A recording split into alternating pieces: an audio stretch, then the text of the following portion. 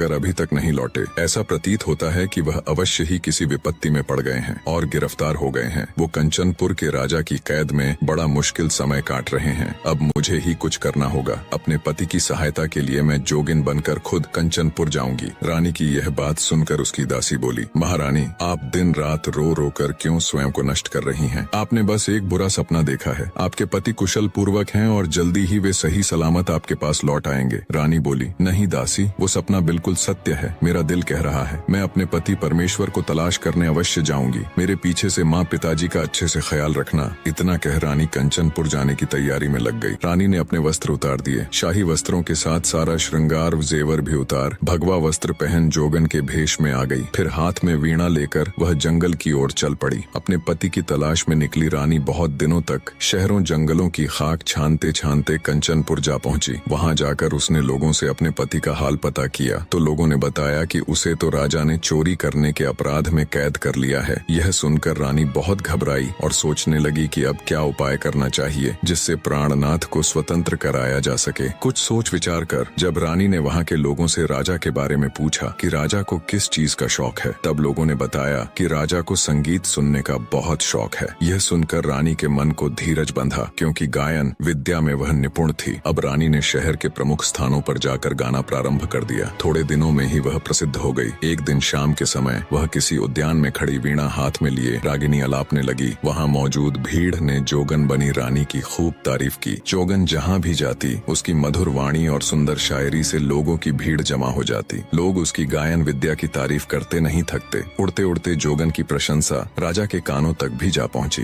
राजा ने उसी समय चौबदार को आज्ञा दी कि नगर के उद्यान में जो जोगन ठहरी हुई है उसे सम्मान पूर्वक हमारी सभा में ले आओ। चौबदार तुरंत जोगन बनी रानी के पास जा पहुंचा और हाथ जोड़कर कहा, ए जोगिन, राजा जी ने आपको याद किया है, कृपया मेरे साथ राज दरबार चलिए। रानी बोली, ए चौबदार, हमें राजा के दरबार से क्या काम? हम तो मन के मौजी हैं। जहाँ इच्छा होती है वहीं जमावड़ा डाल लेते हैं। जिस स्थान पर हम आसन जमा कर बैठ जाते हैं हमें तो वही स्थान राज दरबार प्रतीत होता है। जोगिन की बात सुनकर चौबदार बोला, जोगिन जी, आपको तो ऐसा ज्ञान प्राप्त है कि लाखों राजा महाराजा आपकी सेवा में खड़े रहें, लेकिन फिर भी यह आपका धर्म है कि जो व्यक्ति आपसे हरिगुण सुनना चाहे उसे सुना दो। रानी तो चाहती ही ये थी, यही तो शुरू से उसकी योजना थी। सो जोगिन चलने को तैयार हो गई। अब रानी चौबदार के साथ राजा के महल में गई तो उसे देखकर सब लोग सम्मानार्थ खड़े हो गए। उसके दरबार में आते ही सन्नाटा छा गया। नौकरों ने उसे मृगछाला सान दिया। तब राजा ने हाथ जोड़कर कहा, ए जोगिनी, तुम कौन हो और कहाँ से आई हो? तब जोगिनी बोली, हम पर्वतों और रत्नों की भूमि में रहकर दिन रात ओम का नाम जपकर सादगी से भरा जीवन जीते हैं, उसी में हमें खुशी मिलती है। राजा बोला, ठीक है जोगिनी, तो अपने मुख से हरि का